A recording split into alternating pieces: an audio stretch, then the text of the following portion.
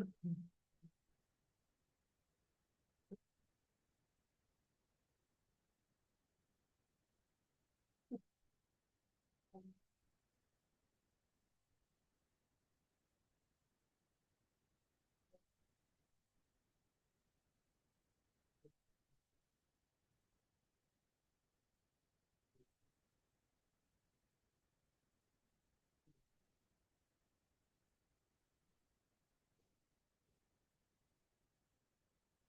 all set? Ready? Good evening, everyone. Welcome to the May 27th City Council meeting for Greenfield. Call the meeting to order. Roll call, please. Mayor White, Here. Mayor Pro Tem Rodriguez, Councilmember Ortiz. Here. Councilmember Jones Here. and Councilmember Garcia. Here. Right, excuse council member absences. This agenda item allows the city council to excuse the absences of council members not present at the meeting. Any public comments on this? And did we hear anything from the other meeting, right? Okay, So. Move to excuse. I need a second. Second. Moved in second, all in favor signify by saying aye. Aye. Right, she is excused. Thank you. Invocation by Pastor Deanna Salinas.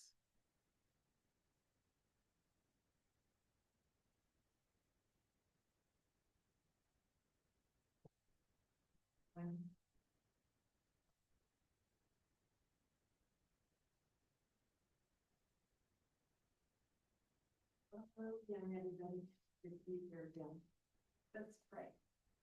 The Bible says in Psalm that the Lord loves righteousness and justice. The earth is full of his unfailing love. Lord, I thank you for your confidence through the fear of the Lord and for integrity in the hearts and ways of all who serve on this council. Compassion and comfort for those in need, not filled with pride and greed. Believing in a God who calls us to share, steward, and serve through that which he has generously given to us. Thank you, Father, for your wisdom concerning these agendas today. In Jesus' name I pray. Amen. Amen. Please stand for the pledge. Ready? I pledge allegiance to the flag of the United States of America and to the republic for which it stands, one nation, under God, indivisible, with liberty and justice for all.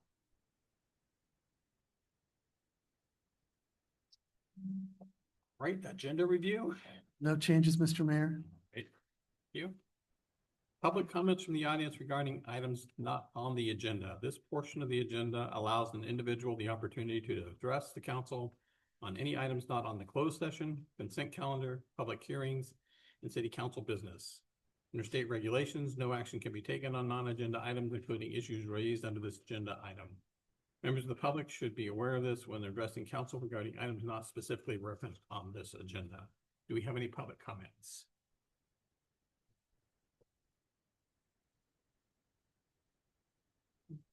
Maybe Mary to the council, so just want to touch base and hear what you're doing on, about engagement with ICE.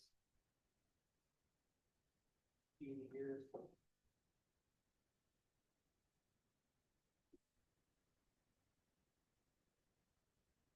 Being here in Greenfield.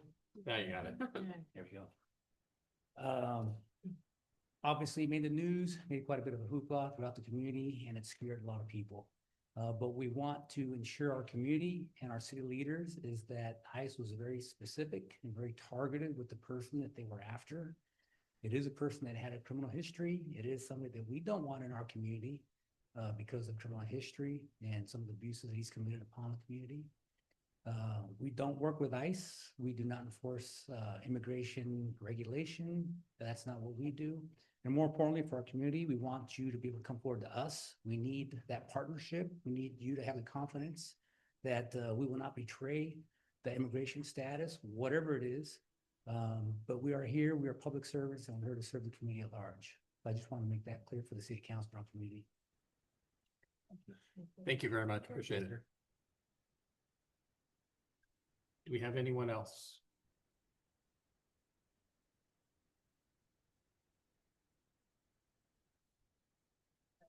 I see none. All right, thank you very much.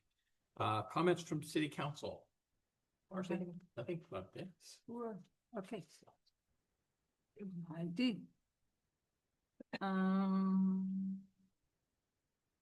So last week, was it last week already? Wow. Where is it?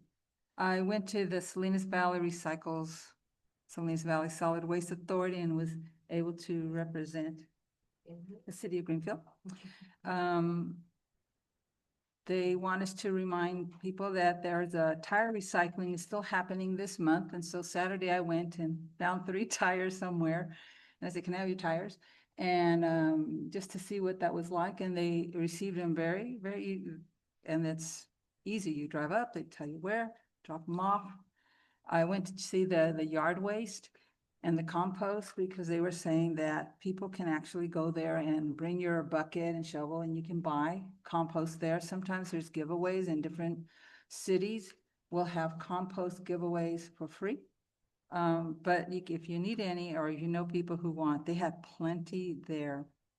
The main things that they presented was that as our haulers, the Tri-City Disposal and the Waste Management in King City continue to demonstrate that we continue to increase the percentage of our waste that we are collecting and disposing and composting. As far as Senate Bill 1383, the organics procurement option, the goal for 2025 is the 100% level. In other words, Greenfield is meeting its goals on reaching the organics, and we hope that we continue to educate our community to continue how to get rid of their food waste. And as far as the litter abatement agreement extension, for the county of Monterey, in 2018, they requested funding for $100,000. And since then, the annual funding has been approved by the board in the same amount this year due to further increases in the levels of illegal dumping and litter in our rural areas. The county of Monterey requested an additional for the fiscal year of 25-26. So at this meeting, the board approved an additional $25,000 for the 25-26 and 26-27. And a thought that was shared from the public comment that to consider the disposing of vapes, especially around the high schools and different cities, they're finding more vapes just being dropped off as litter. But that we have to remember that the vapes have lithium batteries, and it's the lithium battery that can cause the fire hazards, and especially if they're around the schools and our wind blows towards the high school, we might have some fire hazards there. So it would behoove us to just maybe keep educating people how to properly dispose of your vapes and the batteries especially. There's places where they can be disposed of properly and safely. So as far as our waste management, we're doing really good as far as meeting our goals. Great. That's it. All right, thank you. Please. Good evening. First I wanted to say, yesterday, was it yesterday? Amazing. These Yeah. days off, give me all mixed up. I attended the Veterans Memorial Hall, the service that they had over there. It was really nice. A lot of people, a lot of community support. So it was really nice to see. The barbecue was excellent. I wish that they had bigger portions because I was still hungry. But it was good. It was good. It was nice to see a lot of vendors in there that sold homemade things. It wasn't things that were like purchased from other places. They were homemade, and I did not realize we had so many talented people in our community. I wanted to say that I heard that, I don't know too much about this, that we're having a flea market. We're gonna be holding a flea market monthly, or is it weekly, or what is it? Oh, well, anyway, we'll get to that. But maybe whoever is in charge of that can reach out to some of the vendors that were at the Memorial Hall, because I think they would be a really, really great addition to any kind of event. What else? I wanted to find out what was going on with those apartments that are next to the fire department. I keep seeing that most of them are empty, and I'm just kind of wondering, since we need housing, why are they sitting there empty, and what's going on with that? And that's it. All right, thank you very much. Just have a few things. Councilwoman Ortiz and I spoke at yesterday's Memorial Day events. At the Memorial Hall, there was a craft fair and the barbecue, as she said, done by the Greenfield Lions. The names of the Greenfield veterans who are interned in our cemeteries were read aloud outside the hall at about 12 o'clock. I also attended the separate ceremonies at the Holy Trinity and Oak Park cemeteries, where the names were read and taps was played to honor our veterans. So if you're able to attend that, that would be great. The attendance was fairly small, especially at Oak. So I attended and spoke at the concluding event for this round of the Blue Zone walks this morning. We had around 50 people there, and I want to thank the Blue Zone staff and community development for organizing the event, and thank you to all the city staff who walked with us this morning. Code enforcement and PD showed their support big time, so thank you very much for participating. We also passed out certificates to the following businesses who donated prizes over the several-week event: La Michoacana, La Plaza Bakery, Nevaria y Palenteria, Maru, Shop Beautiful Varieties, Starbucks, Tortilleria Martinez, and True Value Hardware. Their donations help to make the weekly event fun for all the participants. So remember, when given the opportunity, shop locally and support our local businesses, because they do give back. I want to thank City Manager Wood for organizing the team building session on the 19th last week. I appreciate all the city council members attending. I'm hoping this will help us all work together to get things done for our community. We have a lot more in common than we have differences, so let's all work together. Finally, I saw online that there was a head-on collision out on Metz Road last week. Luckily, no serious injuries, but as the post said, that this should be a good reminder to the parents of high school graduation is coming up on Friday, June 6th. This is, of course, the most dangerous night of the year for the students. So Greenfield Sober Grad Committee is hosting a celebration from 10 to 2 at Greenfield High. So encourage your students to attend. Should be a fun, safe way to celebrate their accomplishments with their friends. So again, encourage students to attend Sober Grad. That's all I have for tonight. We'll move on to the consent calendar. All matters listed under the consent calendar are considered routine and may be approved by one action of City Council, unless a request for removal for discussion or explanation is received prior to the time council votes on the motion to adopt. Do we have any public comments on consent calendar?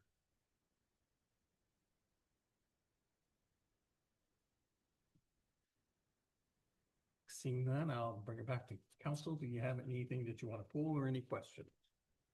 No. If not, I'll entertain a motion to approve consent. So moved, Mayor. I need a second. Moved and seconded. All in favor signify by saying aye. Aye. Opposed, motion passes. Item J, mayor's presentations, proclamations, communications, and resolutions. Presentation regarding the wastewater treatment plant status report.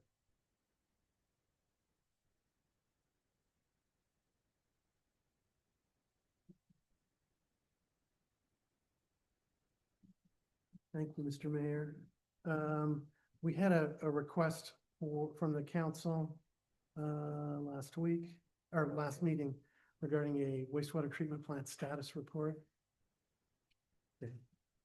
Luis, do I need to, there we go, thank you. Let's go, slideshow.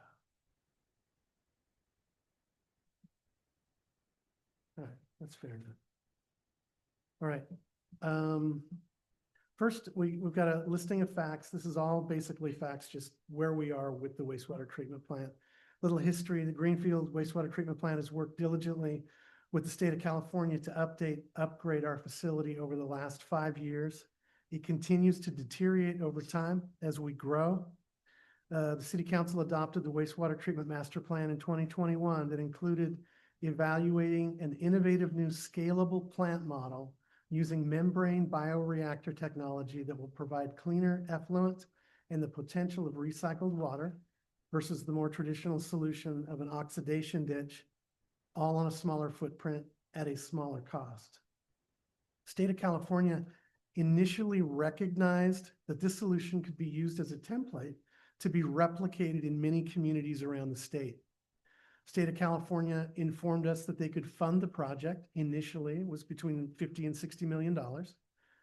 The city then moved forward to get the project shovel ready at a cost to the city of approximately $4 million. The state of California then came back and informed us that they did not have the money available to pay for the construction, now in the $80 to $98 million range. Currently, the state only has a $15 million grant available.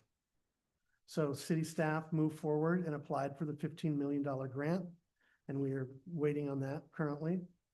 City representatives, including Mayor White, traveled to Sacramento to plead our case to 1, the State Department of Finance, 2, Senator Laird, and 3, Assemblymember Rivas, to lobby for the city to obtain climate bill funding. They are now expecting that to take until August to October timeframe to figure out how the money's going to be distributed. During that time, January through April, the wastewater treatment plant has had a failure in one of the rapid infiltration basins. It's been repaired. That caused a minor spill. Staff is working hard to make things work. We've implemented a belt press. We've implemented a spray field, and we've actually expanded the spray field. And we've improved and planning on improving more at the aeration in the ponds and recirculation. But there are major housing projects coming online. Greenfield Commons, Phase 1, and probably at some time during next fiscal year, Phase 2. Walnut Terrace Phases 2 and 3. So this is bumping us, the activity is expected to bump us up beyond our newly revised capacity for the wastewater treatment plant. We are on the one hand, we're trying to fulfill our mandated housing requirements, and at the same time, make sure that our existing wastewater system is still functional, but it's becoming increasingly more difficult. Our new plan is, since the state of California is providing minimal funding, hopefully, we're not sure that they will, but we hope they do, we have to supplement that funding with our own funding. This will take the form, most likely, of low-interest loans from the state of California. How do we fund the loan? Because we need to come up with money to make the payments. Within the wastewater fund, the only type of recurring revenue is user fees. We'll have to raise our rates, again, since we did this just last year, enough to cover the interest and principal on the low-interest state loans. When we did the rate study last year, we were still under the impression that the state of California would be paying for our new plant. Now that they have uncommitted themselves, we have to restudy what rates should be to be able to pay the debt service on the new plant. In order to assist with the rate increase, we believe that we can build the new plant in 2 phases. The first phase will expand our treatment capacity from its current about 1.2 million gallons per day to about 1.6. That gives us a little bit of breathing room over what we've got now. And then the second phase will expand our treatment capacity to approximately 2 million gallons per day. So we will be getting more details to you regarding a new rate study at either the June 10th or the June 24th City Council meeting. And that is your update on the wastewater treatment plant. I will take any questions. Questions from council?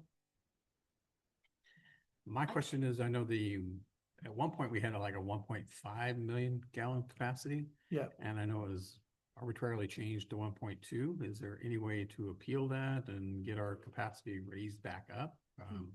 Yeah, so, If not, I mean, we're gonna have to put the brakes on development. I mean, it's just, yeah, that's right. So we need to find some way to treat all of this solid waste that's coming through the system. We previous to our last spill, we did have a 1.5 million gallon a day maximum, right? But when we had the spill, the water board did revise that back down to what our normal was, which was, our average was about 1.2 million gallons a day. Is there a way to appeal that? We have talked amongst ourselves about a number of things. One is doing that, appealing it. The general consensus of the engineers that are involved is that it's not going to do any good. They're making whatever decisions they're making. We're also reaching out through our public relations firm to talk directly with the California Water Board personnel to make sure that they understand what the situation is here in Greenfield. We're doing so many things that the state is asking us to do, and we're getting relatively little help. And our waste, and it all converges on the wastewater plant. We're doing the housing part. We're finding better solutions for our wastewater upgrades. But it doesn't seem to matter. What we are getting is we did get to expand the spray field, which is helping in relieving pressure on the rapid infiltration basins. So it's where things are supposed to percolate into the groundwater system. We have to like pump it out of those because they're not filtering quickly enough and into the spray fields. We did get an approval to expand those spray fields, and we did get an approval to expand the length of time in a day that we can actually do that. And normally the cutoff is when winds reach 10 miles an hour, we have to stop processing. And so we did get that up to 25 miles an hour. So we'll see. So hopefully that will help getting it back to 1.5, or even, as we've suggested internally, 1.3 would really help, because that should be able to come under the limits, even with the two new housing developments coming online. yeah. So just to reiterate, the state had agreed to take care of the whole bill at one They point, did. and Yeah. now they've been totally backed off on that. Right. And they said that we qualify, they hope, if everything's in order, that we qualify for a $15 million loan, which is something, that's for sure. It's $15 million, but we got a long ways to go to be able to afford actually getting the system up and running. Yeah, 50 to 100. So. Yeah. Right. I was just gonna say, I would really encourage other council members to go out and go look at and take a tour, because if we do have to land up raising rates, we're gonna get a lot of questions. And it would really help if you went out there and you see what's going on, and easier to explain to people when they ask you questions. Yeah, it's a complicated concept, the wastewater treatment plants. It's really very interesting. It's one of the most interesting things I've ever had to deal with in a business situation. Mhm. Just because of everything that goes on. But when you have a problem with it, it's a big problem. Mhm. And we're getting to a point that's like, we need some real help, and we need help from our electeds. That's why we went to Sacramento, and we hope to be sending a letter, hopefully this week, another letter to the board, letting everyone know where we are and our recent events that have gone on in the city. Okay. Well, if our public relations firm can think of any other ideas to help move this forward, that would be great. We'll continue to dig into that. All right. All right. Thank you very much, Paul. J2, presentation, code enforcement and animal control update.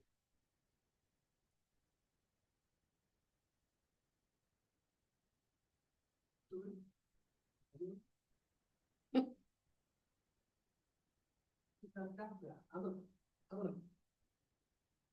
I'm sorry. That's the next thing on the plans.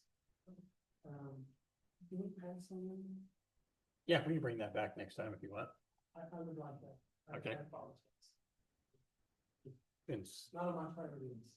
slightly occupied with budget, so I understand. Yeah. All right, J3, City of Greenfield Budget Calendar for fiscal year 25-26. That's me as well. That's you. Yes, so. That is you. That, when we do our presentation by department, Okay, there's just 3 dates. There's, tonight, we're gonna get a quick overview, right, department heads? Quick overview of department, key wins this year, some numbers that are placeholder numbers. We've gone through the budget, but we're still at a deficit. But this is what we're planning on doing, and then some key initiatives for next year, as we've done normally. So that's tonight. Then on June 5th, we want to have a budget workshop. And that will start, I believe, at 6 o'clock. That's basically going over every line item, tell you where we are. And tonight, at the beginning of the presentation from the departments, I'll tell you where we are as far as that goes. And then, since it will be the 5th, it'll be too late to get something on the agenda to approve the budget by the 10th. We'll go for approval on the 24th. And if we, and I think we should be good, because we're gonna have 2 weeks basically to get all the things ironed out, to get these questions from the workshop answered. Then we should be able to get passage there. And if not, we've got 6 days until the end of the year. Okay. We can get it, and we do a special meeting for each. okay. Very good. All right, got the public hearing here. I understand we're gonna continue this, so do I go ahead and open this, legal? You don't need to open the public hearing, but are you continuing it to a particular date? Okay, so you just want to continue to a date certain of June 10th. Right. So do we need a motion for that? Yes, Okay. I need a motion to that effect. Continuing it to June 10th. Is it June 10th? I'll move. it's the next regular meeting. Okay, got it. All right, because It is it June had, 10th. yeah. Motion, Yeah. Second. second. Mm. Motion in a second. All in favor signify by saying aye. Aye. Opposed? All right. First. Second. Right? We'll move to L1, a resolution, City Council, City of Greenfield accepting a $408,163 grant from local agency technical assistance and approving a supplemental appropriation in the amount of $408,163 to Golden State Connect for fiber optic network low-level design. Staff report, please. Thank you. This one is mine. I didn't plan this very well, did I? Seem to be doing most of the work. Work has successfully been completed under all 37 local agency technical assistance grants, or LATA grants, managed by Golden State Connect Authority for 30 of their member counties and 7 cities, which includes Greenfield. The final deliverables for each grant, which include construction-ready network designs and approved permit packages for approximately 40 miles of initial project area within each awardee's jurisdiction, have been submitted. So the GSCA is proceeding with seeking reimbursements for completed work and associated consulting expenses. So the work under these grants was done by 2 groups via agreements with the GSCA. They paid the bills on behalf of all of the grantees. And now, since that's done, we have been reimbursed the money that to pay for all that work that got done. And we need to send it out to GSCA to reimburse them since they funded it. This is just the first of at least a few, maybe many reimbursements that we'll get. And this is really an in and out thing. And since we didn't budget for it, because we didn't know how much it was going to be at the beginning of the fiscal year, this is just a budget action to approve the receiving of the grant for $408,163 and the approval of the supplemental appropriation for the same amount. And I'll take questions. Any questions? No, this is for the low-cost Wi-Fi then. Yes, this is for low-cost Wi-Fi. So this is for the plans and the hut designs so that broadband fiber optic cable can be laid throughout the South County, which would act as the backbone for a low-cost internet provider to make bids on providing services to all of our areas in South County and actually, south of King City as well. Great. I will now open L1 up to public comments.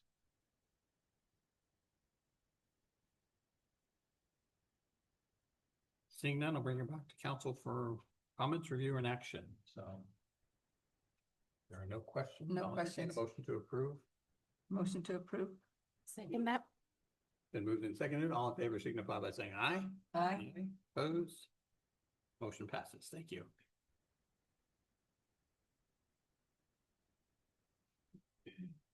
L2, Resolution City Council, City of Greenfield for the approval of the fiscal year 25-26 budget allocation for the annual 4th of July celebration event and authorization of a contract with Pyro Spectacular Incorporated. Staff report, please.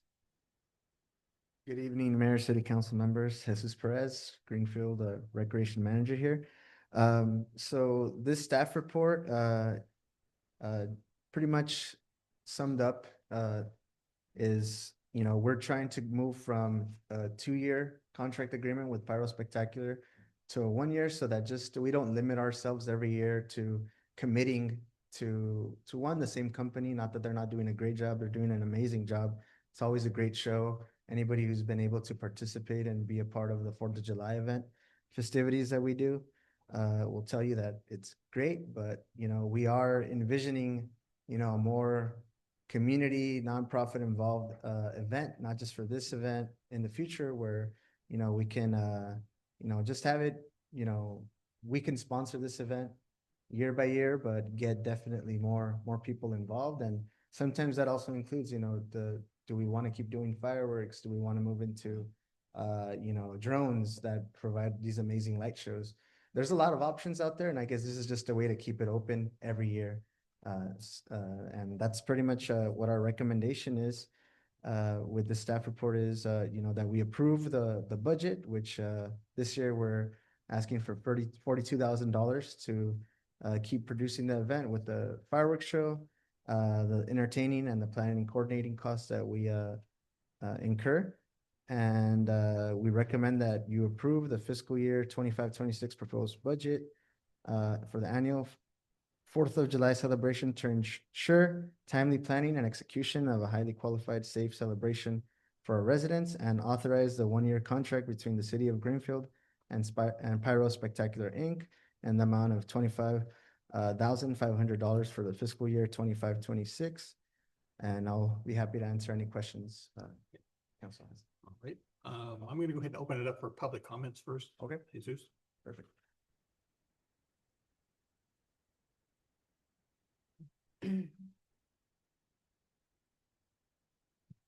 Good evening, Mayor and City Council. I'd like to add a little bit of background information on this item and talk about possibly requesting also to the City Council an item for to memorialize the Greenfield 4th of July event. My family was involved with the initiation of the event in 1997. I think Tom Odom was the city manager from San Luis Obispo County. And so it was a group of Greenfield residents, to name a few: John McEmoyle, Art Silvano, Arlene Clifton, many others. I wasn't prepared tonight to make the full presentation about the history of the 4th of July event in Greenfield. I was the chair of the, or the president, as some said, for this really good, well-attended event. And one of the things that, to get to the point here, is we're requesting that the city use the year 1998 because prior, as you know, some of you also grew up here in Greenfield. There was no city-associated Greenfield or 4th of July event in Greenfield. So I think it'd be great, Mayor, if you could memorialize the year 1998. My sister Angela and I, we started the committee and start calling out people to step up. I visited and had a real good time at the City of Soledad's event, 1996 and 1997. And that was the energy to get something going here in Greenfield to establish. And then also to use the Soledad model to begin with the community effort. And then eventually the city of Greenfield would bring it under its umbrella. And that's what City of Soledad has done. And that's what actually we are doing, the city is doing now. So I just want to give a little bit of background information for that. But it isn't a request that I come back with more information. And I fully support the contract with Pyro Spectacular. The first fireworks show was around $4,000 or $5,000.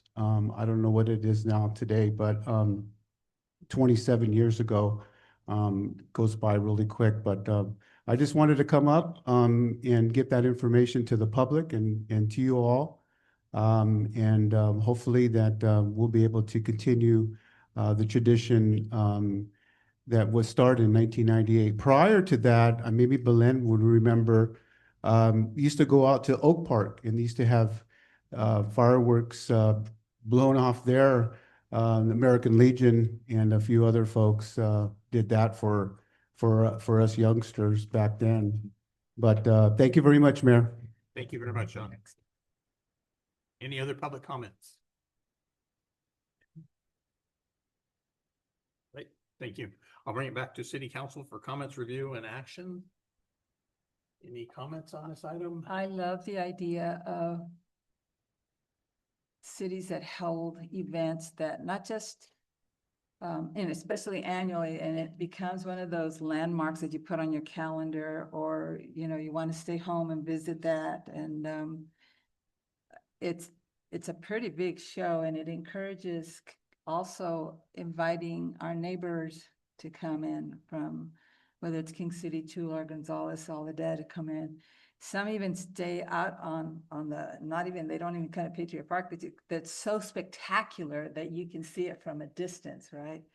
I just want us to be careful with the cost. And you said there's possibilities of other ideas that might bring in the spectacular without the so much of the cost, especially if we're asking our cities people to support our projects like our wastewater. And it's hard to say, let's spend $40,000 on fireworks for one day when we need $98 million to flush our toilets. But at the same time, there's a reason why the week has a weekend. We need to take those couple days to celebrate, to be together, to rest, to come back and work again. And I think the 4th of July is one of those times in Greenfield that it gives us a chance to just take a break from everything.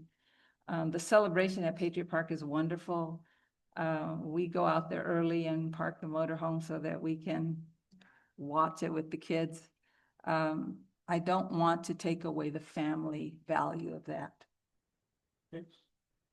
Any other comments? Sure. I just wanted to say, if you look around us in the valley, a lot of people are canceling their events. Sparkles won't have them. There's other places that are canceling everything. Artichoke Festival is done. I mean, it's happening all around us.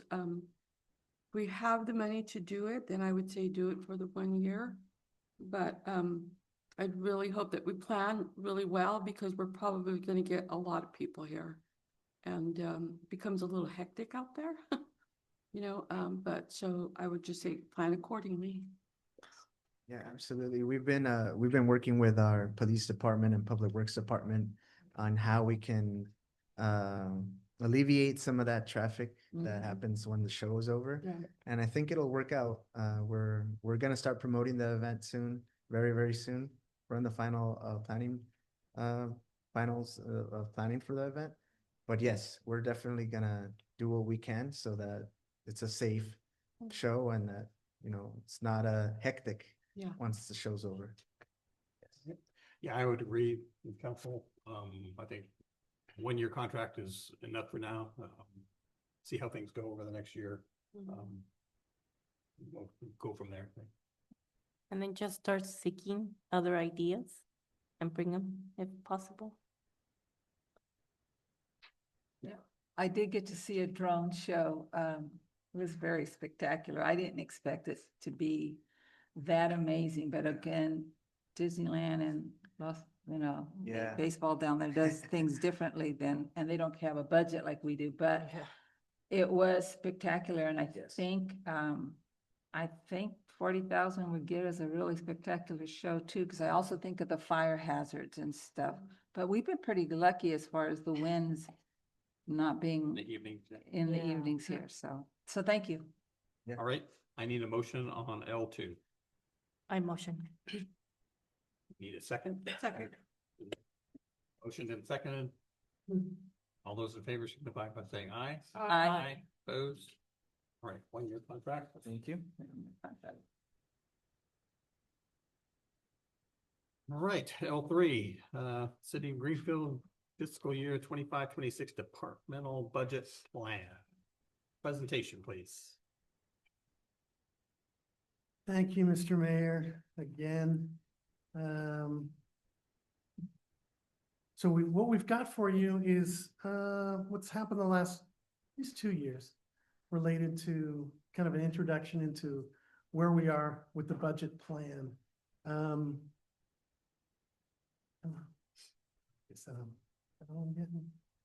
guess it is, okay. So first, we are planning for a balanced budget. It is proving to be a little bit more difficult this year than it's been in previous years. When we first put everything together, we had a deficit of just a little north of $2 million. We went through a round of cuts. I don't know if there was a department that escaped the cuts. We cut it down by $1 million. We're now just, right at $1 million deficit. Finance department and I went over some things that I was looking at this weekend. We found some things that we can make some impacts on, and we hope to find more before our workshop, which is bullet point number 2, public workshop on the 5th of June. We still need to finalize capital projects proposal. Suffice it to say, the general fund will be the only contribution that the general fund will make to any capital projects in the coming year.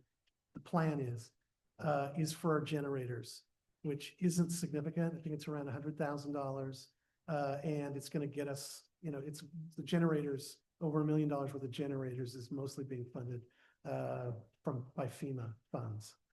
So that's about the only thing that is going out capital-wise. Everything else, and we'll get that plan to you, is going to be funded by either gas tax or other grants. The initial presentation to council of the finalized budget will be on June 24th with the possible adoption. That's up to you. And a secondary presentation, if needed, will be on either somewhere between June 25th and June 30th with the possible adoption. It needs to be done by the 30th of June because we need to start spending on July 1st. All right, so what we've got now is we'll get a parade of department heads with I think there's 3 slides. Some people have inserted additional slides, but they still need to keep it within 3 minutes per department of 3 things. The 3 slides show accomplishments from this year. You'll see some numbers that are just a 3-year table of actual from last year expected expenditures for this year and what the budget is. At the end of the day, there's a lot, you'll notice, there are some that go up, but there's also a lot of them that go down from what we expect from this year. So some of the, either personnel or the operating budgets. So anyway, let's get it kicked off because I know that some of this is going to take a little bit of time. We're going to start off with community engagement. And I think we've got Fabiola today.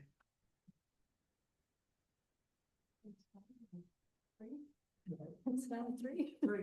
Let's start my timer. Hello, city, mayor and city council. Thanks for having me here.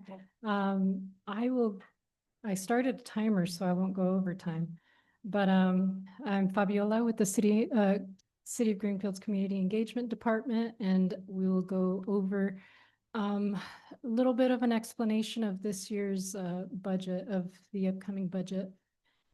Some of our key accomplishments this year, we completed and fully dispersed several of our assistance funding that we received through grants.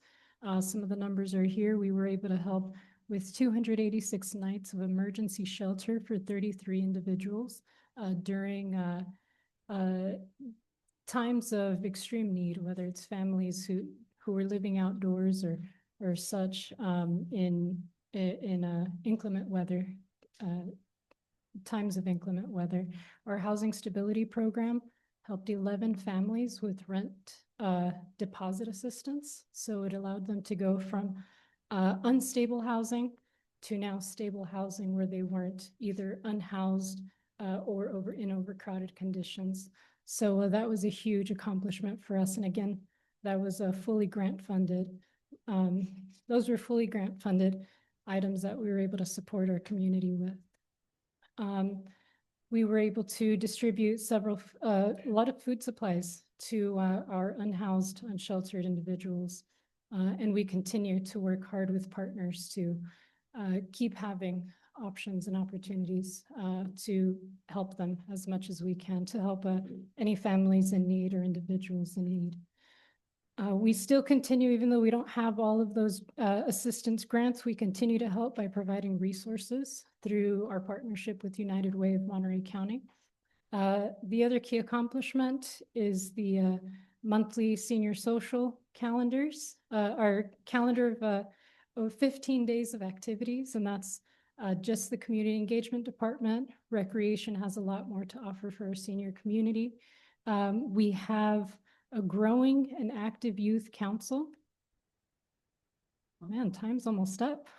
We have a very strong internship program where we've supported 34 interns since 2022. We currently have 13 interns. Actually, that's down to 12, sorry. This actively during this term, 2 at the school district and 10 within the city departments.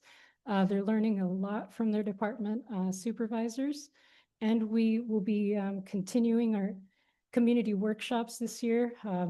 There's the list there. Oh man, 5 seconds left. Some of our key initiatives for the next fiscal year. Time's up.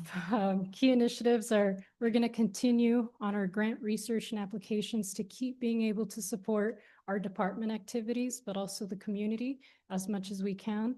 We're going to continue to increase our youth, young adult, senior resident civic engagement through all of the programs that we have going on, and enhancing our social media presence even more. We'll be working on the Greenfield Harvest Festival and other community events that we'll be supporting. And also the development of a community-wide nonprofit group that we're just starting. We're working hard to be able to support our youth and families in the community. And there will be a lot more to come on that community-wide nonprofit group that we're working hard on. Any questions? Are we doing questions now? I'm fine. Thank you. The community-wide nonprofit, that's something brand new, correct? That's brand new, Just in the yes. planning stages. Yes, yeah, so a lot more to come very soon. Thank you very much. Thank you. Appreciate it.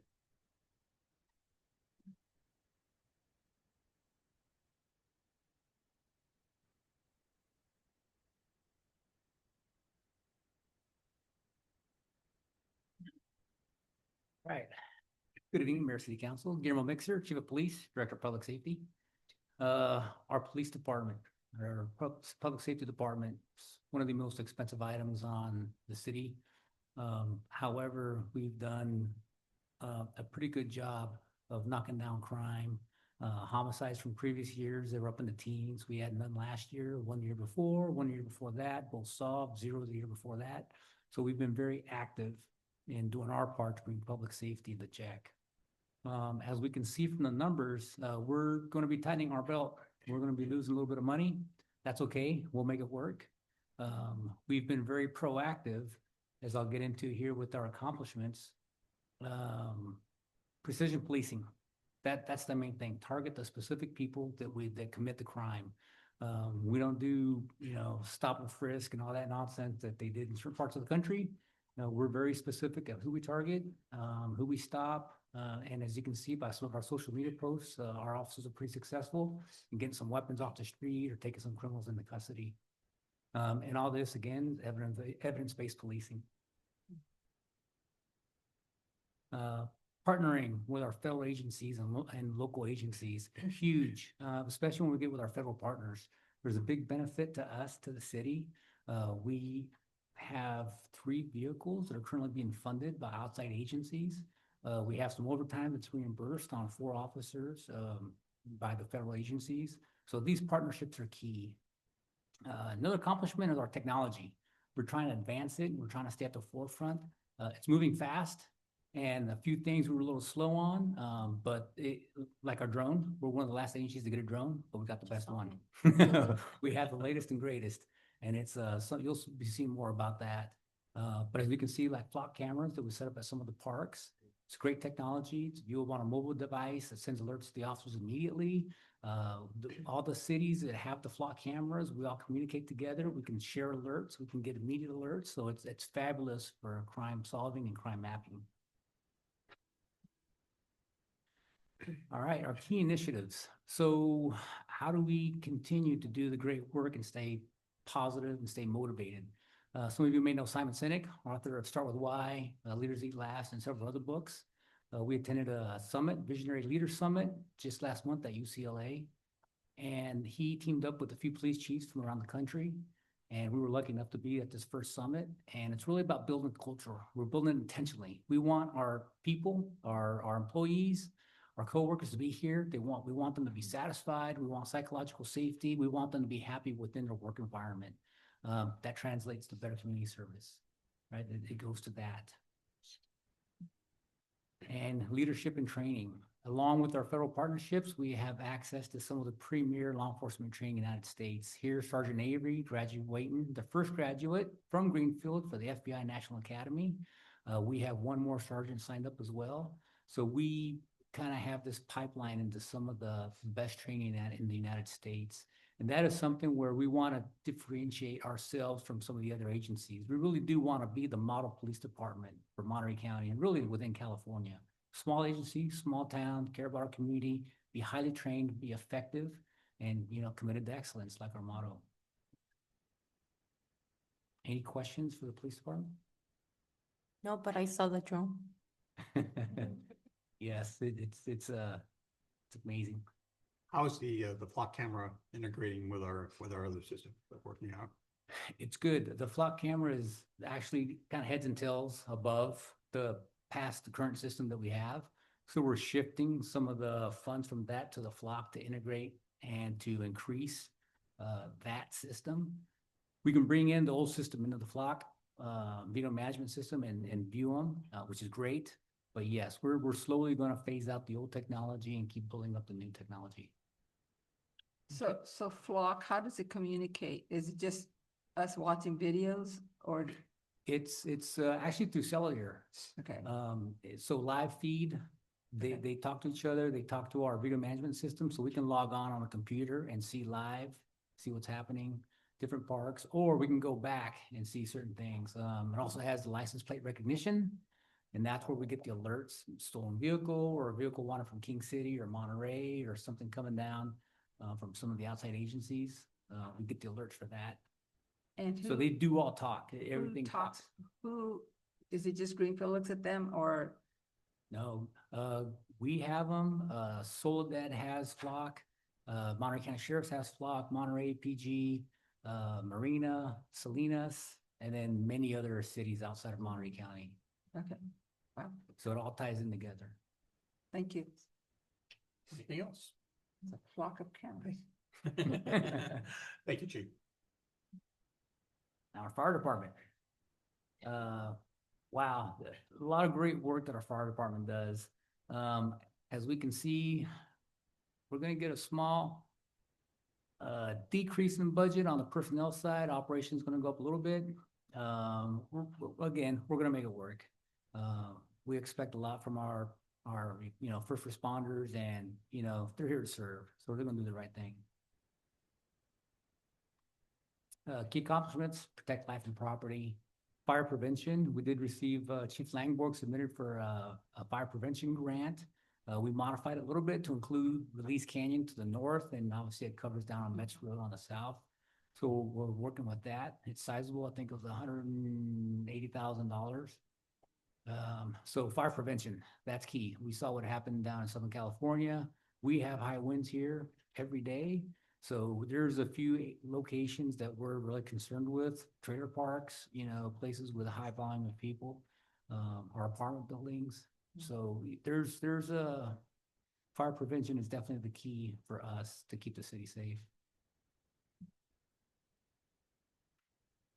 Key initiatives, so training and working with our allied agencies, with the other fire departments within the area. That's huge. So really all these initiatives kind of go along together. We want the best equipment for our people. We want the best training.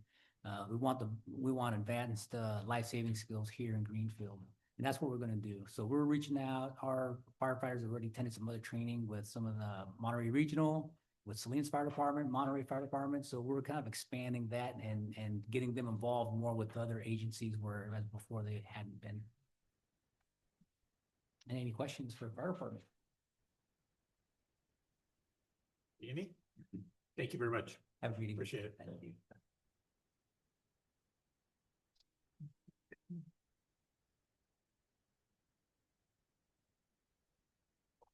Wow, this one's bouncing. Alrighty, so again, Jesus here with the Recreation Department. So we'll start off with a little overview of our financial snapshot. As you can see here, our personnel budget, estimated budget for fiscal year 2025, 2026. The $669,228, and our operations budget is estimated at $253,928. Can move on to our departmental key accomplishments this year. Just like the rest of the departments here, I'm sure there's a lot more that we can discuss. These are just the ones that we would like to highlight in our department. We're very proud of everything, big or small. We'll start off with Youth Lady Sports Programs. Just 2 years ago, along with other South County cities, we took on our goal. We had a similar goal that we wanted to have more ladies-only programs. Not all girls are comfortable with co-ed. Not all parents want the boys to be playing with the girls.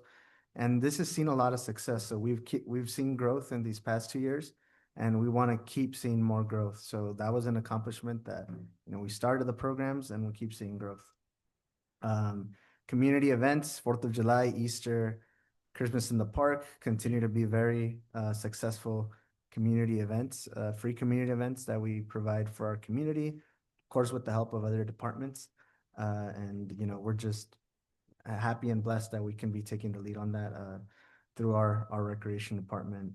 Arts programs, we are very happy that, besides all our other art programs that we had, especially in the Cultural Arts Center that we started operating fully this last year, we were able to add a new fall art program for youth grades K through 12.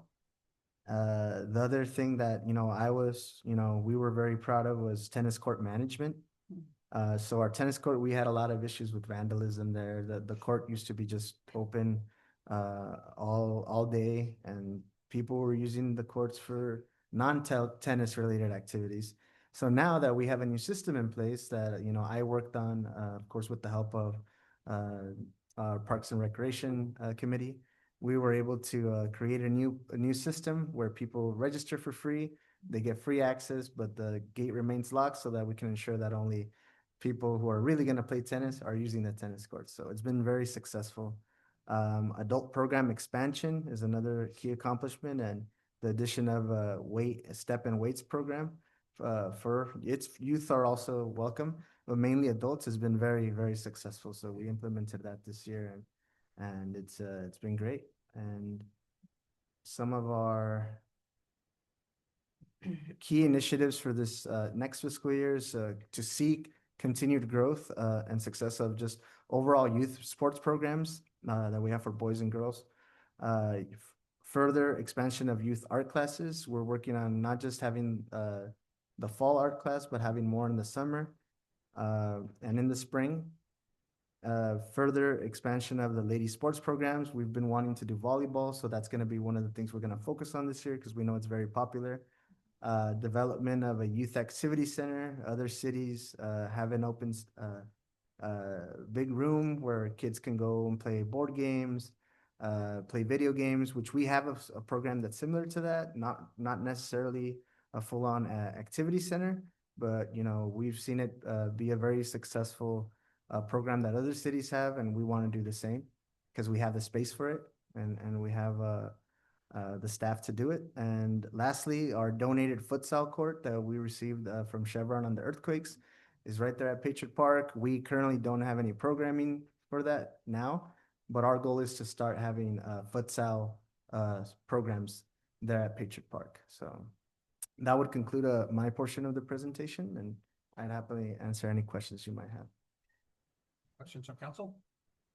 No, just thank you. Thanks a lot. Thank you. Very much.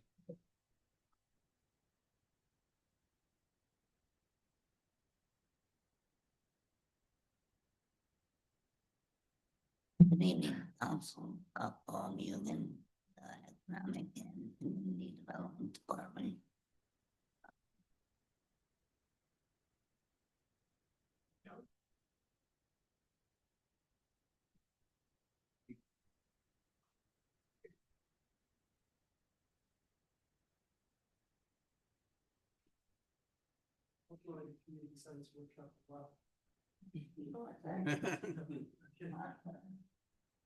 My apologies. I was trying to. Way to go. Paul is one of our most eager departments.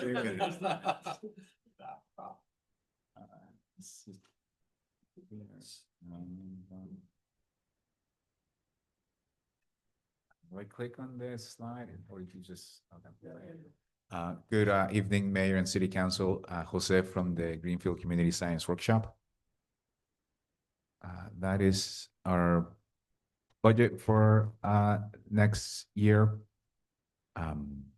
In terms of personnel, a lot of our personnel is really dictated by whether or not we can get grants and contracts to hire those individuals.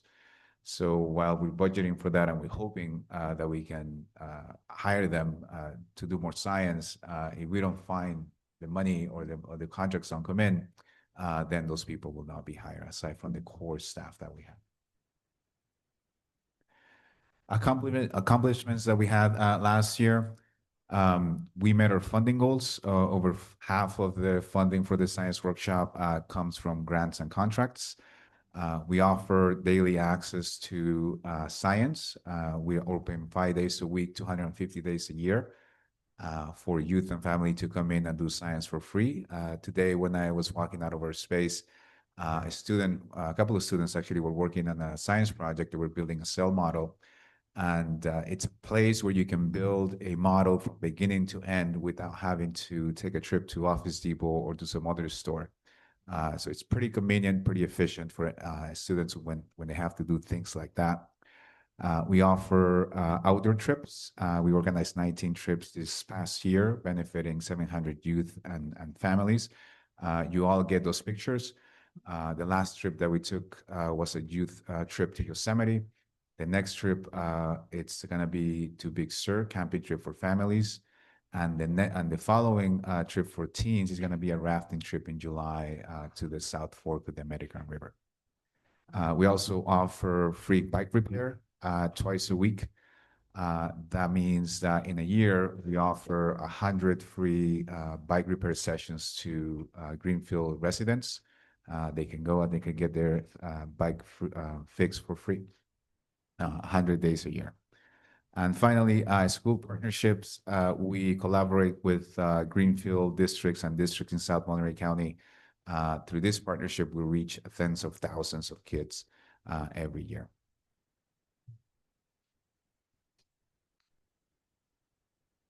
In terms of initiatives for the coming year, kind of going backwards a little bit, continue to work on expanding our work with local schools. That's where the kids are.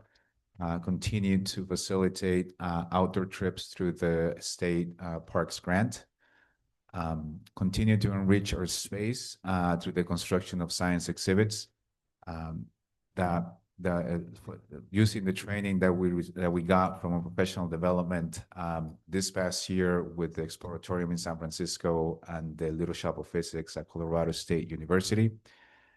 Continue to do the free bike repairs, but really focus on trying to educate the public on how to do basic maintenance on their bikes. So in addition to just fixing the bikes for people, which is sometimes what's needed, our goal is also to develop independent individuals who can do at least basic repairs and basic maintenance for their bikes. And finally, think about and consider seriously a workshop expansion at 10th and Walnut. That's an area that is densely populated with lots of youth, plus we have new developments nearby. We think that the science workshop has the funding for that. We're not asking the city to cover this. That's something that we're going to do the math at the end of the fiscal year and see if that's a possibility.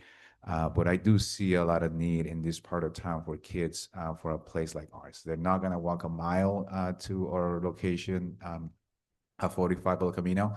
And we have lots of youth that we see during the school day, but we never see during the after school on the weekends because it's just too far from us. And that is my presentation. Any questions? Potential council. On bike education, besides repairing, do you review the rules on bike safety, helmets, bike paths? Is there any education happening with that? Yeah, we do that indirectly through our partnership with TAMC and the county, the Monterey Health Department. For example, we have an event this coming Friday. We take care of the bike repair. And there's going to be people there from Monterey County, the health department, that are going to be distributing helmets, reflectors, educating people on how to properly fit a helmet, and so on. And there's other organizations like TAMC sometimes that they do the bike paths and they show people kind of bike etiquette and how to be able to ride their bike safely. So we don't do that directly, but the partnership that we have and the funding that we get for bike repair comes from TAMC. There's a group of organizations that come together to do both the education part and the bike repair as well. And you said Friday. This particular event is Friday in Gonzales, but we have events throughout the year across South Monterey County. The free bike repair sessions that I mentioned, those happen weekly at the science workshop on Fridays and Saturdays. So yeah, so Greenfield gets that every week. Another county, other cities like Gonzales, they get that maybe twice a year. Where exactly on 10th and Walnut? For the potential new site, that's right. Yeah, that's in the corner of 10th and Walnut. Yeah. Corporation. Oh, the yard. Okay. Next to it. Yeah, right next to it. If I could just add one more thing, just for everyone's, just remember, so the Community Science Workshop is a part of a larger nonprofit that is not Greenfield. We have a memorandum of understanding with Community Science Workshop, we pay Jose's salary and benefits, and we pay for the utilities at the science workshop. Everything else, all of his, with the exception of whatever his impact on the personnel expenses are, everything else is through money that they have raised. So if it goes up or down, applaud Jose because he's the one that's. You got a grant somewhere. That's right, I got a grant. Thank you so much. Right, any other questions or comments? No. Thank you very Right, much. thank you. Appreciate it.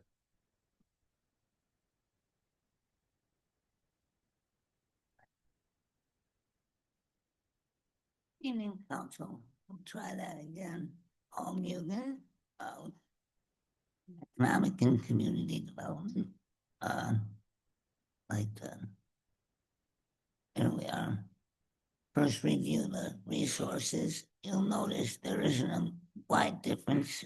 It starts at combined between personnel operations of about 1.1 million. And on the budget estimate for 25-26, it's about 1.2 million. So in some areas we increase, and in other areas we decrease in financial resources. Like the police department, we're going to make everything work well for the city and for the department. A number of key accomplishments that we are quite proud of, being one of only 37 jurisdictions across the state to have met its RENA numbers.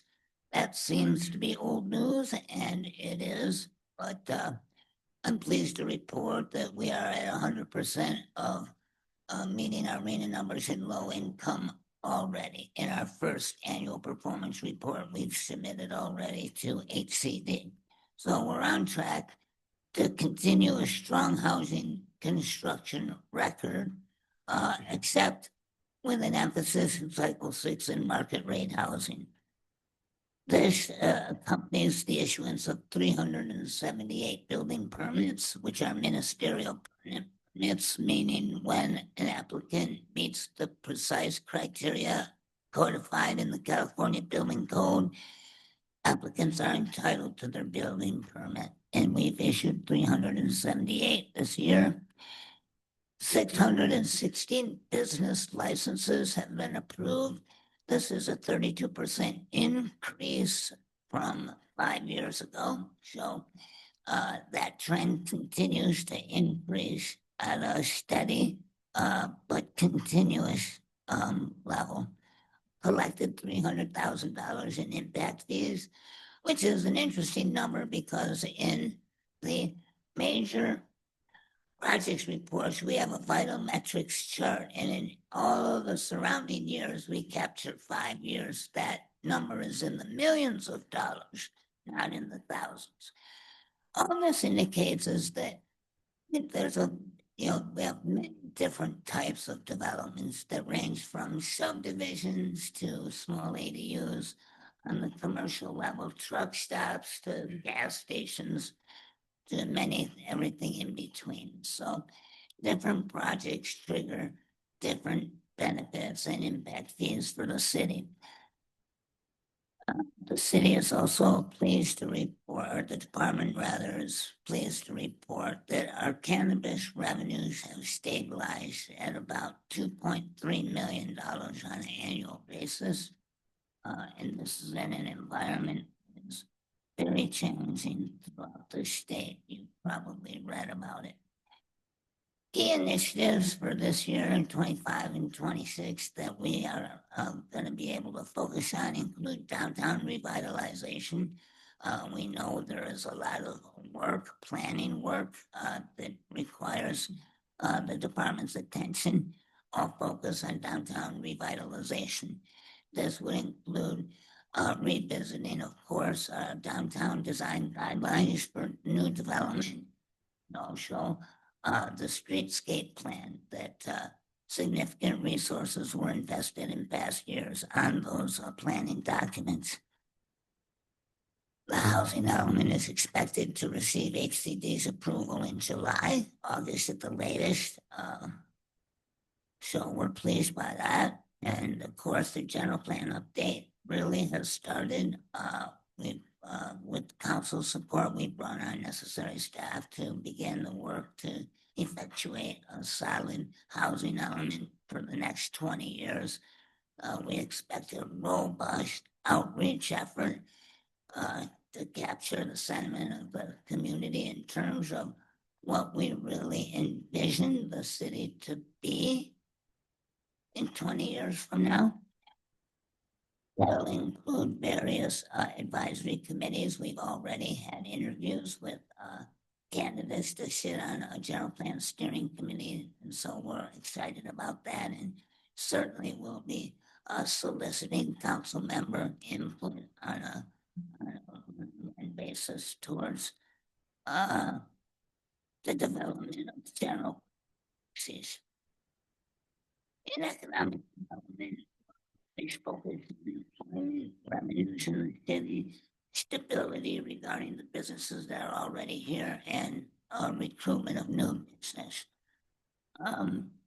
The city currently still has approximately 300 acres of annex lands that are within city limits. We're very focused on trying to market that. It's a challenge because these annexations lack the infrastructure that normally would accompany large-scale development of 100+ acres. So key accomplishments this year, we have been able to work closely with the cannabis industry to stabilize them. We have 5 strong licensees. Even our licensee that went through receivership has come through receivership in a stronger position.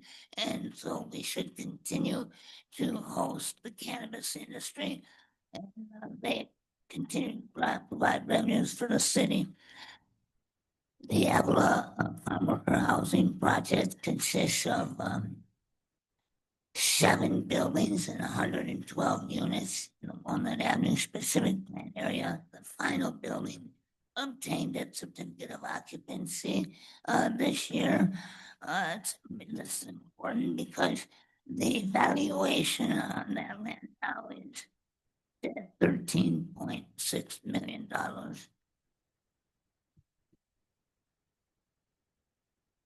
And this brings me to what we're really excited about by the end of June. By the end of June, we will issue building permits for over $17.6 million in business permit valuation for projects.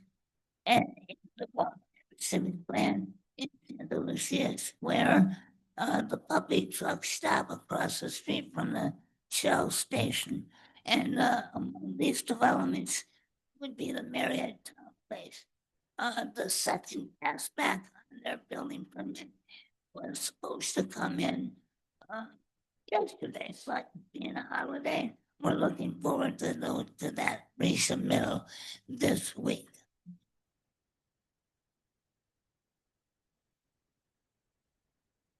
So also in addition, key department initiatives for this year, the Greenfield Chamber of Commerce should complete its creation. We've obtained necessary information from the California Franchise Tax Board that has given us options for moving forward. So we'll see progress on that front this year.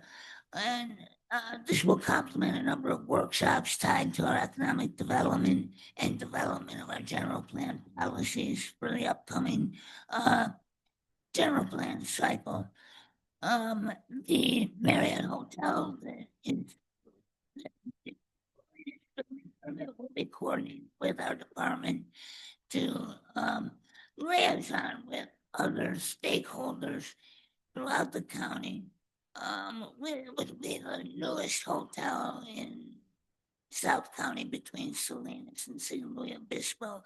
So we expect to coordinate with them to highlight Greenfield and the amenities our community can offer visitors, given there's between 20 and 30,000 vehicles that pass through our city every day. So that concludes my remarks. I'll try and answer any questions you may have. Any questions from council? On the Marriott, what's the timeline, did you say?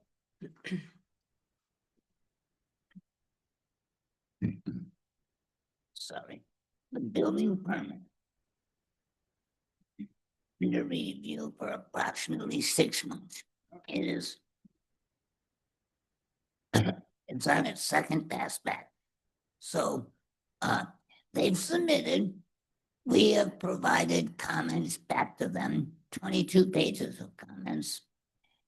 They have taken our comments and have gone through them, and this is what we're waiting, their resubmittal. We have worked with them with a team one-on-one so that they can knock out, the list that we give them is essentially a list. And so we're hopeful that they're gonna come in with a clean submittal. And judging from the work that I've supervised with the building staff, it will be strong, and there isn't much left to do. Thank you. You're welcome. The other question, I see the Santa Lucia Squares on the list. Is that the pizza parlor project that we approved? Yes, that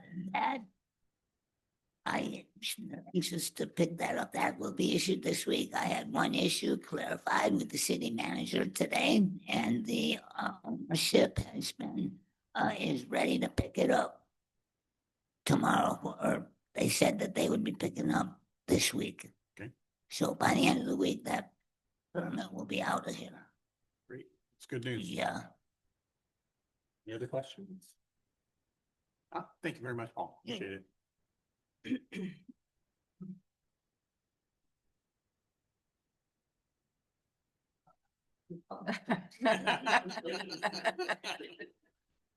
I got a lot to talk about, so.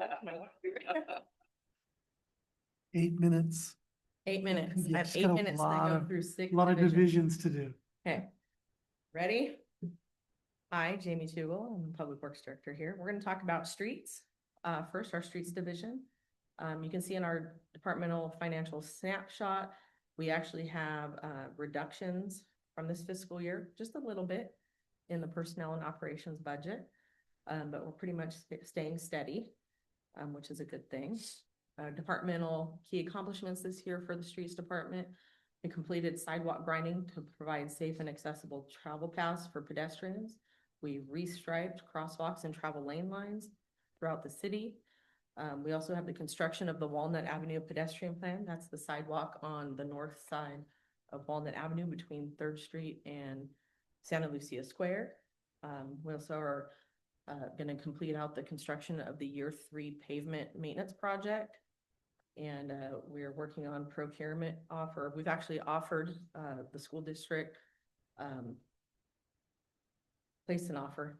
Sorry, that's going to kill my 30 seconds on.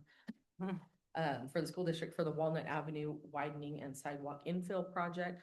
They do have our offer. They're trying to get between 7 and 11 people to join their 7-Eleven committee. They have 5, and we're looking for 2 more applicants through the school district. And we also had completion of the annual Measure X and SB1 reporting.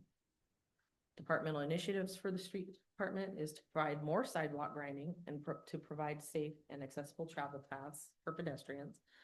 Continue to restripe various crosswalks and travel lane lines on a rotating basis throughout each year.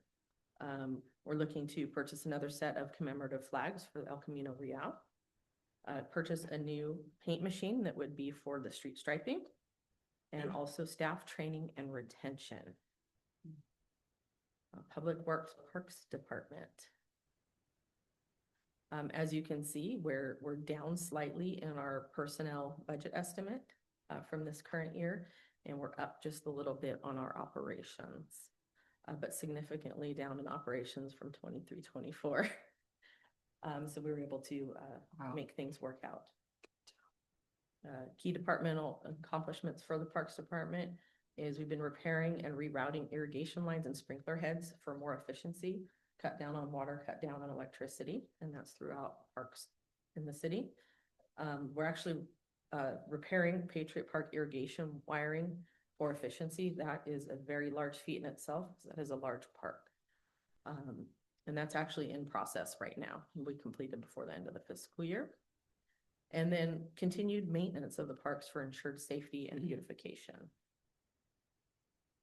The Parks Department key initiatives is to install the 2 solar lights at the parks. We do have those in stock.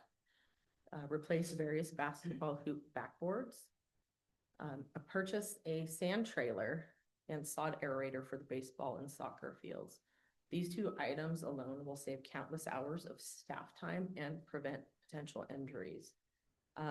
We're currently spreading sand on the fields when we need to fill them by hand. So we're dumping it and spreading it with shovels. So this is going to be a significant time and injury savings. Also staff training and retention, and then dependent upon funding.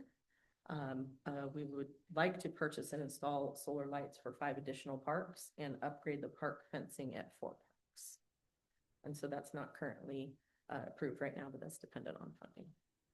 Public Works facilities, that's all of the buildings that we own. As you can see, we've gone up a little bit in our personnel. We do have somebody that was promoted to maintenance worker 2 that's really helping a lot more on facilities. And our operations have gone up as well. And that's because a lot of the facilities are needing a lot of just general maintenance work. We have lights, door handles. I mean, just little things that over time just need to keep being replaced. And they tend to pile up pretty quickly, but we're not too far off from this fiscal year's budget. And so we're pleased with that. And if we need to, yes, I see that, Paul. If we need to cut it a little lower, we can. We've already cut some. Key accomplishments for this year with facilities, the construction of the generator hardening project, with the FEMA grant funded for all lift stations, the fire station, and the wastewater treatment plant that is currently in construction, will not be complete until until the beginning of next fiscal year. The actual generators themselves should be here for the end of this fiscal year. Fire department improvements, we installed security fencing, and the new apparatus bay doors are going to be installed next week.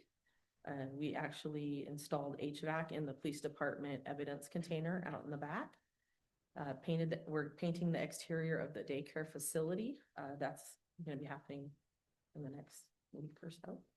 And also painting partial interior of the art center and the Rosa's restroom doors at the park. Key initiatives for parks next year facilities, to install a gate at the rear parking lot of City Hall. Actively seek and implement methods to reduce electricity usage at all facilities. This is really key with the PG&E rates that have gone up so significantly. We need to all work together as a team to figure out how can we reduce our energy costs. So that's, extra added heaters, fans, making sure your lights are, the occupancy sensors, that they're actually turned on properly, because if you hit the buttons, they can mess those up a little bit.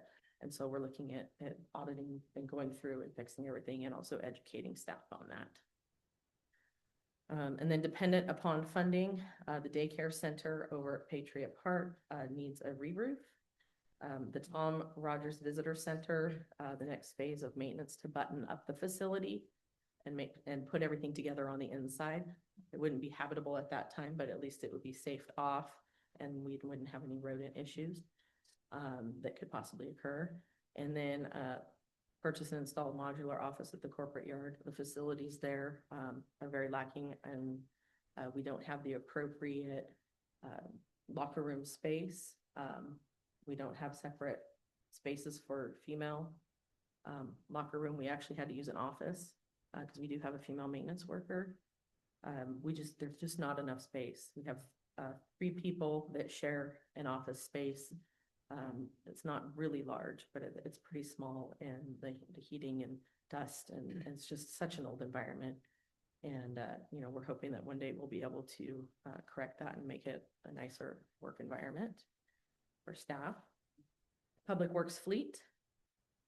As you can see, our personnel has gone up just slightly. That's because we did, last year, we were able to hire a assistant fleet mechanic, and then we had a little lull without one, and now we have a full-time assistant fleet mechanic again. So we're excited about that. So not too much of a significant increase. And then operations as well it steadily goes up every year, just a little bit because of the price of parts. And different little pieces of machinery that we do need to repair all of the fleet in the city. Accomplishments this year for fleet, our fleet replacement program, we did replace truck number 7901 with another truck. New for purchasing fleet program, we purchased two new fleet, so we added to our fleet. And then we've been providing continuous preventative maintenance for the entire city fleet. That includes not just public works, it's science center, recreation, PD, fire, it's everybody. Key initiatives for this next fiscal year is again to provide continuous preventative maintenance for all city fleet. Place the antiquated fleet online for public auction. We have already got that all surplus. We just haven't been able to get those online yet. The water division, we need to replace truck 2332 with a new vehicle. That truck's actually out of service. So it can't even be used. And replace truck number 7928 with a new vehicle that would be paid with water, sewer, and Measure X funds. And then dependent on funding, we do have some other replacement and new fleet. The admin public works to replace the Dodge van with a new sedan. The streets department, we would like to replace vehicle 7901 with a new Nissan truck, which would be 50% of Measure X. The remainder would be general fund. And do a lease return on vehicle number 7931, and purchase another Nissan truck, again, 50% Measure X and 50% general fund. The lease returns, most of our lease vehicles are up for the 5-year renewal, so we're having to look at turning those in. Parks Department replaced the vehicle. Sorry, Paul, I'm over my 8 minutes. Parks Department replaced vehicle 7908 with a new Ford Maverick truck and a new fleet service truck. This does actually say a Ford F550, but we've actually found something that we'd be able to use that is actually more of an F250 with a service bed, would reduce that down by almost half. So we're looking at compromising to see what can we use for the next 6 to 8 years. Ideally, it would be a 550, but we also realize that might not be practical. Okay. Water division, the department financial snapshot. So our personnel expenses, as you can see, they look like they've been rising because we're just about fully staffed. So that is actually very exciting. And over the past 2 years there, that we have not been fully staffed. So having that, you're going to see that increase of personnel. And also the operations, we've gotten a good handle on a lot of the division preventative maintenance issues and gotten things moving, and that we haven't had to increase that budget for quite too much, just about $100,000 just for, mainly for parts. Those are the things that are rising the most. Key accomplishments this year for the water division, our backflow device replacement. We replaced 17 of 55 city-owned backflow devices. They were completely replaced because they did not pass the annual inspection.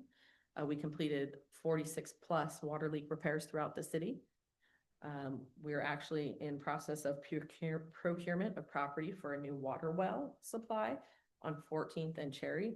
I'm anticipating, I'm looking at Paul, that might be completed by the end of this fiscal year. Hopefully in the next few weeks, and we should have that property. And then we actually completed various departmental standard operating procedures because a lot of them did not exist. We are still working on that, but we did get quite a few done. And then we also had the replacement of well 7 molder. Key initiatives for this year is we have it in the operations budget to subscribe to Planet Bids. It's a bid management software to expand our vendor network and have the ability to obtain more competitive bids. You'll see this also on the wastewater side. It's going to be a split, 50/50 split. We're looking at doing our water tank improvements, a seismic evaluation of our water tanks, evaluation of the existing three wells, and then the design of the new well, number 8, which would be on 14th and Cherry, which we're purchasing the property for. Continued water leak and fire hydrant repairs. We also need to commence valve mapping and valve exercising programs, complete past due and current water audits, and continue to implement the backflow device program. Okay, wastewater division. Personnel, as you can see, is up just slightly from this year. We are fully staffed, so we're very excited about that. Our operations budget has, you can see it ebb and tide there, but we are up a little bit on operations. Again, a lot of that has to do with material costs. Key accomplishments this year for wastewater. We did get notification that our application for the state DFA grant funding for the wastewater treatment plant was deemed complete. The new wastewater treatment plant design, 90% plans were complete, and then the phasing of the project is occurring to align with the state's available funding. The citywide closed caption TV inspection year 3, that will be complete before the end of the fiscal year. You're probably seeing them out there right now. There's a company called ProPipe. So what they're doing is they are cleaning and then videoing our sewer mains. Emergency repairs at the wastewater treatment plant. We had installation of the emergency spray disposal fields, repairs conducted to the effluent recirculation pump, and we had a new Headworks bar screen installed. And those were some of the larger items that were taken care of. And the Tyler lift station replacement, we should have on the next council meeting or 2, but in June, contract execution with a firm that we're in negotiations with, that they won the proposal bid. So we're negotiating with them right now, and then we should have that designed for this next fiscal year. Again, staff training, can't have enough staff training. And then our fats, oils, and grease program, or otherwise known as our FOG program, restaurant inspection and public education and outreach. Key initiatives for next fiscal year. Again, this is the one you saw in the water division also, was to subscribe to Planet Bid's bid management software to expand our vendor network and have the ability to obtain more competitive bids. This is not just for public works. This is for anybody in the city that's going to be going out to bid for anything. New wastewater treatment plant. We're anticipating a funding agreement execution with the state for a grant and loan for the construction of the plant. We're going to be conducting a new wastewater rate study, as Paul mentioned in his presentation earlier. And we will be contracting out for the 2025 urban water management plan, the creation and submission, water board approval. So that'll be coming up. Again, staff training and retention, and the fats, oils, and grease program, continuation of restaurant inspection and public education and outreach. One of the big items on the FOG program is the restaurants that do not currently have grease interceptors or grease traps. And so those are getting, when they get inspected, they're then referred to the building department to talk about permitting and sizing on what they need to put in. And then we'll go from there. And that concludes my twice as long as it's supposed to be presentation. Questions? I have a question or a few questions. Is there like a retention problem? Because it kind of seems just based on the presentation, right? Yeah, in maintenance and utilities, there tends to be retention issues where, you know, they might see another opportunity in another city. And they might want to go there. Either they see a different growth pattern or a different financial package. And so we're wanting to create that, bring back that culture that, you know, this is a great place to work. We want them to be here. We value them. And we don't want people moving to other jurisdictions. So that's where the retention comes in. How about the security fencing for the fire department? They already have a fence, so is that a different one or? That's one of the completions of this year, one of the department completions. So that was installed this year. And then the Tom Rogers Visitor Center, it said, based on funding, we don't have money to finish that, I'm sorry. So that's out of the general fund. Fund? Okay. We had some budget this year for the maintenance items, Okay. but the span of time wasn't gonna be enough to complete that, I think. Right, maybe yeah, Paul was down and council could discuss this at the workshop, certainly. Okay. Along with anything else, you know, you want to do. Thank you. Thank you. No question. Right. Thank you very much. No question. Nope, we're good. All right, thank you. Thank you.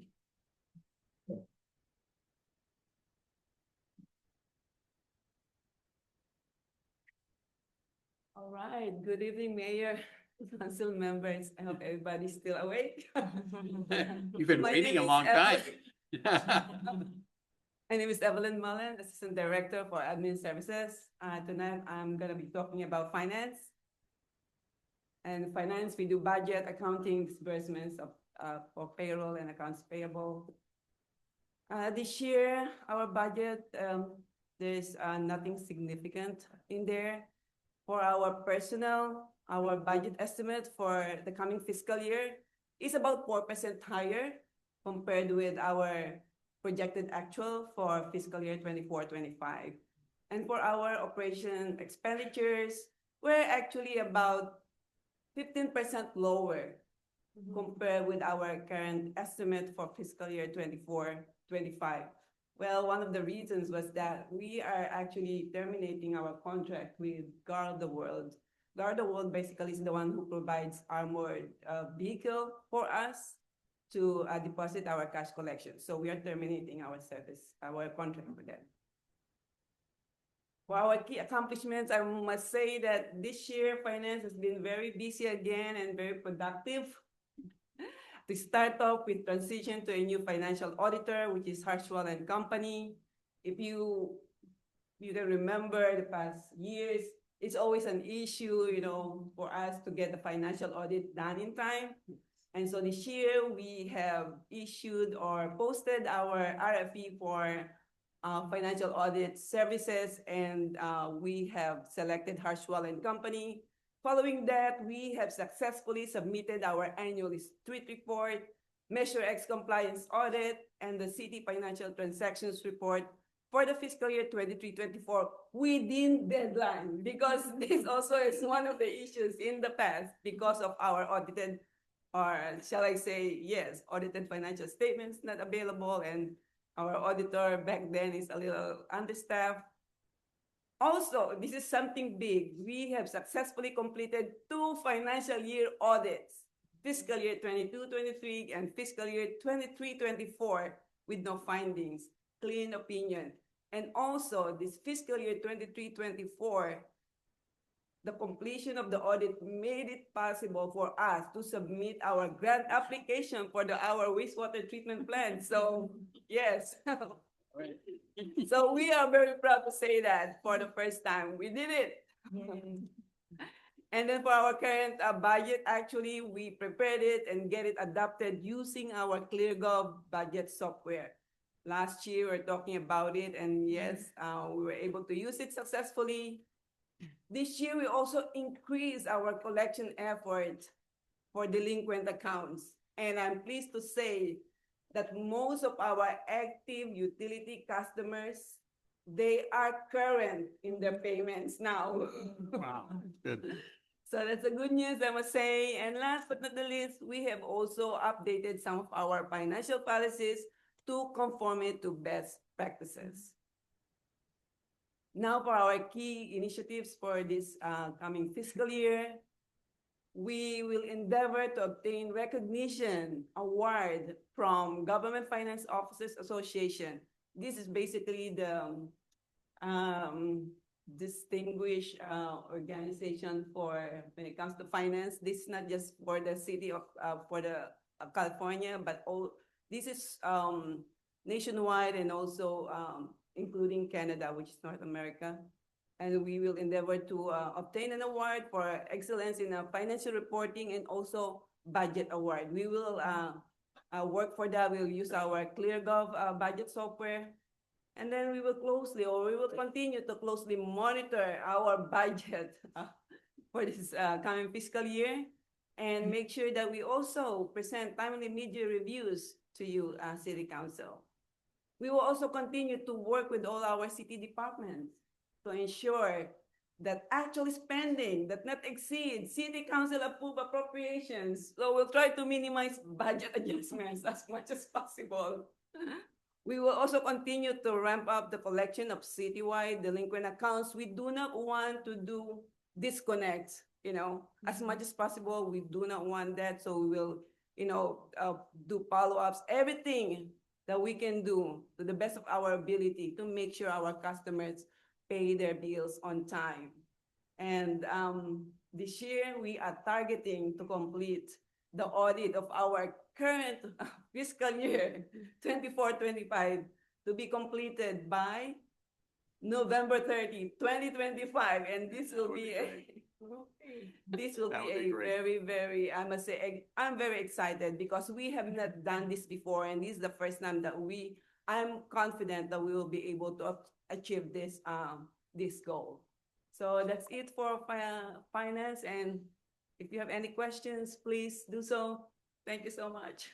Questions from council? I do want to thank you. Thank you. Positive report. Thank you. Thank you so much. My pleasure. Congratulations on getting those 2 audits in. Yeah.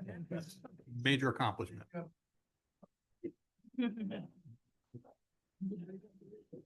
I had no idea we're gonna get the next audit done by the end of November. Awesome. Huh? That's great. That would be Thank 3 you. in 1 year. That would be great. Yeah. Nice, something. I'm not even gonna think about it. Yes. So I'm here to do the admin services, HR and risk section. So if you see our personnel is up about 20, let's see, about 30, almost 30,000. That has mostly to do with a reallocation of salaries into HR from the city manager's office. And then a slight increase in operations, mostly having to do with increased insurance rates. We belong to Embasia, which is an insurance pool that we pool our risk along with 9 other cities. And we pay into it, our premiums are paid in based on our experience. And it's a 5-year window that we look at. It's a rolling 5-year window. These operations numbers are increasing, looks like around 200,000 to less than 200,000. The next few years should continue to decrease as our claims keep going down. And so the higher claims will roll off the back end, and the new years with fewer claims will roll on. And 2 things. 1, our premiums should be getting smaller. And number 2, we actually should be, because Embasia as a group, we're doing much better. Our claims overall are much better. That we're actually probably not in 25, 26, but in 26, 27, start getting rebates back from the insurance pool because we're hitting the numbers that we need to be doing, and we're doing a much better job of managing risk. Departmental key accomplishments. We've completed our insurance requirements for 25, 26. We're passing the budget at Embasia, I think the early June. Here's a good one everyone can clap for. 100% compliance with required education for anti-harassment. And I know we had to actually harass a few people to actually get them to do it, but it got done. So that's a great thing. Well, then we'll And we clap for you appreciate too the then. effort. Yeah. Absolutely. Workers' compensation claims are down 9% from last fiscal year, and they continue to decrease. Recruitment for IT technician filled in March 2025. Thank you, Mr. Luis, back in the room there, for applying and being a part of the Greenfield family. Recruitment for Public Works Maintenance Worker 1, only 1 vacancy. Last year, if we look at, when we looked at the entire picture related to personnel costs, we had about 15 vacancies. And I remember talking about the fact that we're budgeting for these because we expect to fill them. And I believe we filled 12. So I think we've only got 3 vacancies at this point. So that's a positive. If you pay attention to budgets much, we know that the County of Monterey has a big budget issue, just like everybody else does. One of the things that they had done is they fully fund a bunch of positions that they'd like to fill. It's in their budget, but many times they don't fill them. And so they've actually this year, they're taking they're deactivating a lot of their positions. We're in a position where, gosh, we only have a few openings at this point. Key initiatives for 25-26 staff retention. It always, most of the time, it's cheaper to keep staff rather than to lose them and then have to rehire them. We'd like to sustain an active committee for our illness and injury and illness prevention plan, or IIPP. That is a new committee that is represented by all departments at all levels. I'm not sure if there's any department heads on that committee. It's mostly employees. And we've set it, we've got an injury and illness prevention plan, got a workplace violence plan. And it's all being coordinated through the city attorney's office. And we're getting more and more people interested and involved in our workplace and how we run it. Coordinate with the police department for active shooter training. It's going to be for all staff.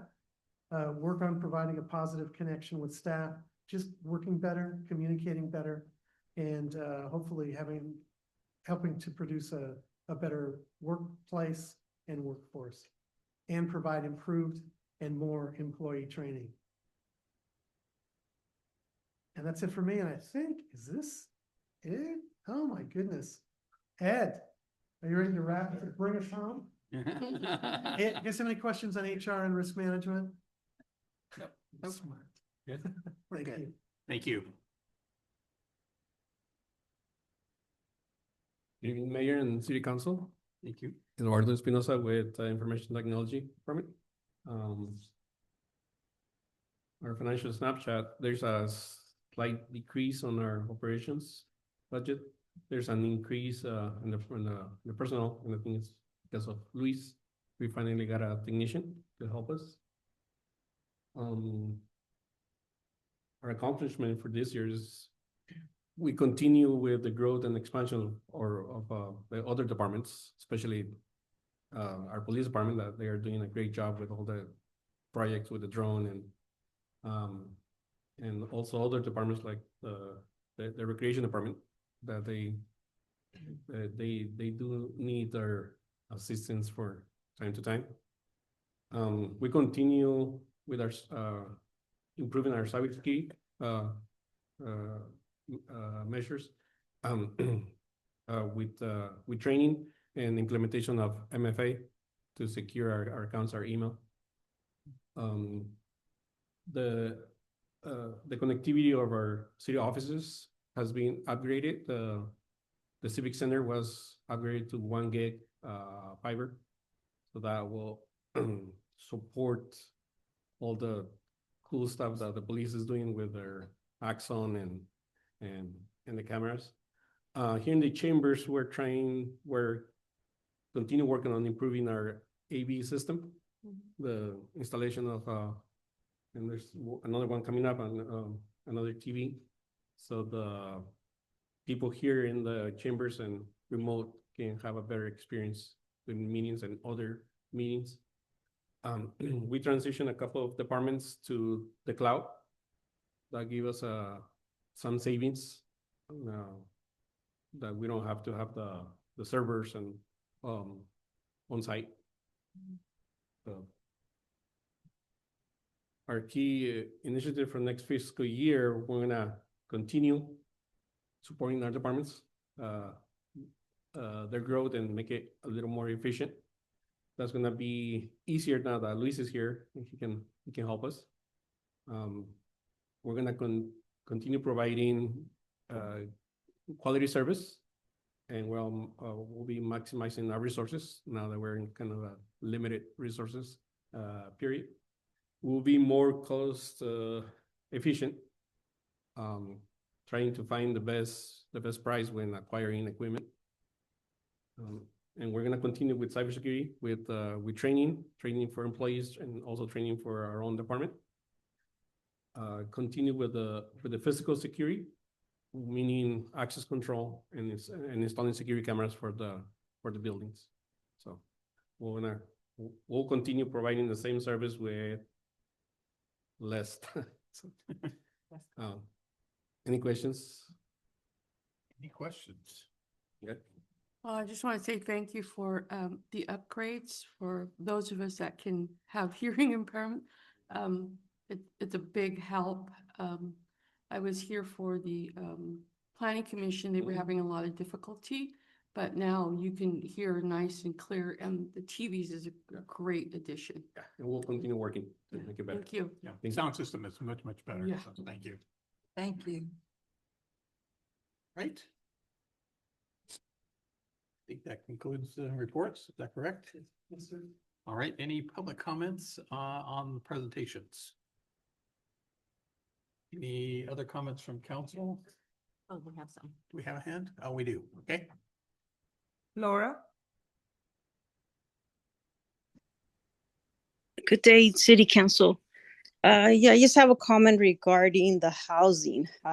So I heard that we're doing great on the housing. However, there's not a lot of businesses coming in. The permits are not being processed with a faster process. And also, if you know that we don't have a high school here, the high school that we have belongs to King City. We need to look in also having more schools here for our kids. If we're providing housing, that means more families, more kids. We don't have, the middle school is very small. Again, we don't have a high school. We don't have housing provided for teachers. So we're only keeping them here for a couple months, if not 1 year, and then they're gone. I mean, you also have to look into retaining those teachers, those other people around here, not only low income people working in ag. Thank you. Thank you very much. Anyone else? If not, I just want to say thank you very much to all the department heads for your reports. Lots of information to digest. We have a big job ahead of us on getting our budget done. So thank you very much. With that, I'll move to turn it over to City Attorney for the adjournment closed session. City Council will meet in closed session pursuant to Government Code Section 54957.6, conference with labor negotiators. The agency designated representative is City Manager Paul Wood. The employee organizations are Service Employees International Union Local 521, International Union of Operating Engineers Local Number 3, and the Professional Firefighters International Association of Firefighters Local 4656. And we'll open it up for public comment before we adjourn. Seeing none, we'll adjourn to closed session.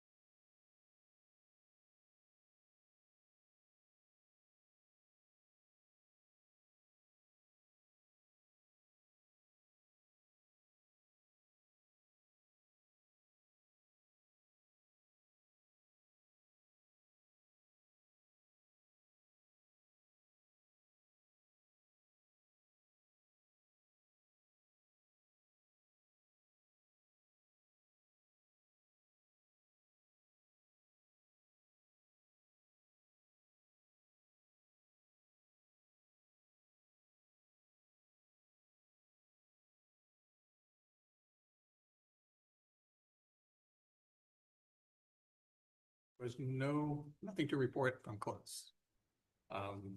City attorney report, I have nothing to report. city manager report. Nothing to report, Mr. Mayor. All right. I want to close the meeting today. Yesterday was Memorial Day. There's a new sign going up, a Memorial Highway sign south of Greenfield.